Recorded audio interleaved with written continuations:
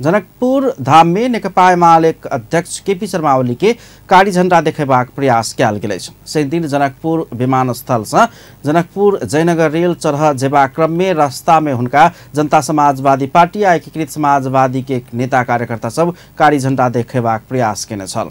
जनकपुर धाम विमानस्थल से ओ गाड़ी में अगाडि बढ़ला बाद नजदीक के सड़क में काली झंडा लेने युवा सब हुनका देखाबे के प्रयास केने छलनि, मुदा पुलिस हुनका सबके तुरंते नियंत्रण में लेने छल। 12 गोटे के पकड़ाव कयल गेल समेत जानकारी प्राप्त भेल अछि।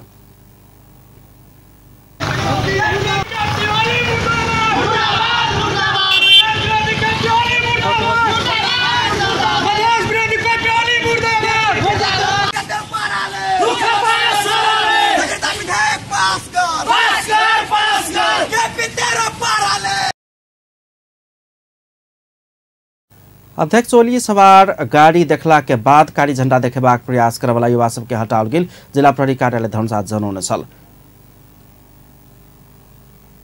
ओली के रेलवे स्टेशन के नजदीक समेत किछु युवा सब काली झंडा देखेबाक प्रयास केने छल, मुदा प्रहरी रोकने छल। राष्ट्रपति विद्यादेवी भण्डारी नागरिकता विधेयक प्रमाणीकरण नहीं केने में एमाले के मुख्य भूमिका रहल कहैत मधेश के विभिन्न जिला में एखन विरोध प्रदर्शन भ रहल अछि।